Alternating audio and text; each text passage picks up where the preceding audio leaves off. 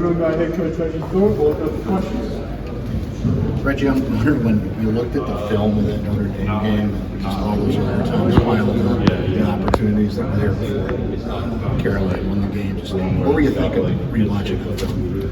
You know, we got a lot to clean up. You know, it's a great game. Certainly fortunate to come out on top, but a lot to learn as we get in to the end of the season. But honestly, we clipped it up and learned as a team, and I'm glad we got the win. And then quickly turned our focus Sunday to a very good Boston College team and good battle Thursday night. What would you say are the big things you got to clean up? Just turnovers. We have 23 turnovers, 22 turnovers, so certainly a long game, so you're going to have a few more turnovers, but we got to play much cleaner if we're going to battle with Boston College.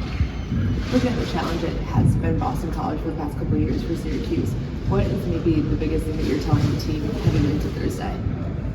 Nothing. We can't control the pass. I mean, I wasn't here. Some of the players weren't here, so some were. But at the end of the day, we're fighting for that third or fourth spot in the ACC tournament. So our focus is on us and preparing for Boston College. Coach, the senior class is 0-6 against BC. What would a win against the Eagles mean to them? It means we finished third place in the ACC, so it's just about the ACC tournament. We're fighting. With a win, we clinched the third spot, and with a loss, we need a little help from some other teams to stay third, but we probably dropped to the fourth seed. So it's just about finishing the season strong against a really good BC team on the road there. Your team had to play an extra 20 minutes on Saturday. What did you take away from their ability to be ready to play Class 60? It's a gritty group, tough group. The kids really dug it in, and we're fortunate to make a play. But again, I think it's good to be part of that game and come out on the good side. But honestly, we flushed it and focused on Boston College.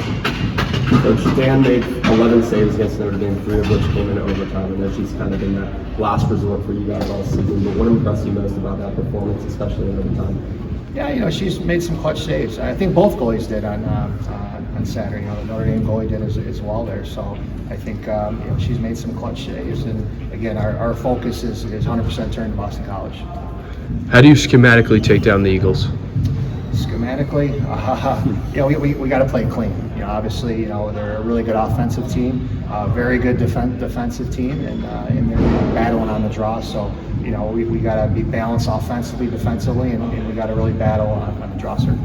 Coach, there are definitely a few uncertainties entering the season surrounding your attack, but really seem to be hitting their stride as of late. Just how do you kind of evaluate the job that you and Nicole have done to really get that unit going?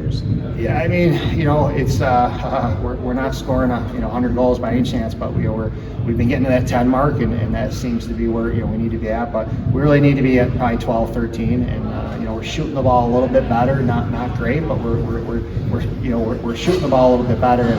Boston College got a great goalie, we got to be smart with our shots, especially early on. Having played such an extra amount of time, did you change anything in your routine? Did you back off a little bit in practice earlier in the week, or did you try to stick to it? We stuck to our routine. I thought our strength conditioning coach and our trainer did a good job, just give the kids some good recovery, and took Sunday off, but then we got into some Boston College film with Scout, and like I said, I think the team's well prepared, and we're ready to hit the road tomorrow. You mentioned one of the things you want to improve is the draws, of course. How's that process coming for you? Yeah, it's been a battle all year. We just got to keep battling. We're right there on some draw controls, and we've played some really good draw takers and some of the best in the country. So the Boston College player puts it out to space, and they got some good foot speed on the circle. We got some good foot speed. So certainly it's going to be about just getting over the ground balls in the circle. Do you anticipate Molly's going to continue to take the draws, or maybe mix in Joey a little bit more? Is it kind of how the game goes situation? Yeah, I think as the game goes by, I thought Joe did a great job in the third quarter. It really gave us some good momentum and a spark that we needed. And but we got to keep switching it up and keep battling. What was working so well for Jolie during that stretch where she went 5 of 6? Just digging, getting the ball to space, and then she's got good speed, and Molly was close, so she won the first one, and then she was right there on 3, 4, 5, 6, and then we had to make a change, and Joe came in, gave us a good spark, and then we went a little bit flat. So we just got to keep switching it up and manage it the best we can. Reggie, looking at that fourth quarter, you mentioned post game that you wanted to kind of work on, closing out games and not letting teams be able to come back in those final couple minutes. Is there anything that you can work on in practice this week to make sure if it does come down to a closer game against Boston College, you guys are able to kind of get over that hump? Yeah, it's when you get up 2 or 3, if you're not doing well on the draw, you really can't seize that momentum and you take. I thought if we could have won a couple more draws in the fourth, we could have maybe got up 4. Instead, we lost the 4 draw controls in a row and went 9-7, 9-8, 9-9. So just gotta when we have the momentum, we get up a couple. We gotta certainly focus up on the draw. What was it like in the locker room after the big 4 overtime win on senior day? It was a turn and burn actually because we had to get out of there. The men's were delayed with the start of their game, and so we kind of it was a lot of excitement, and then our kids were heading up to the concourse to sign autographs. So everyone was obviously extremely happy, but it was a big one because the triple out of that day it's a day of dope.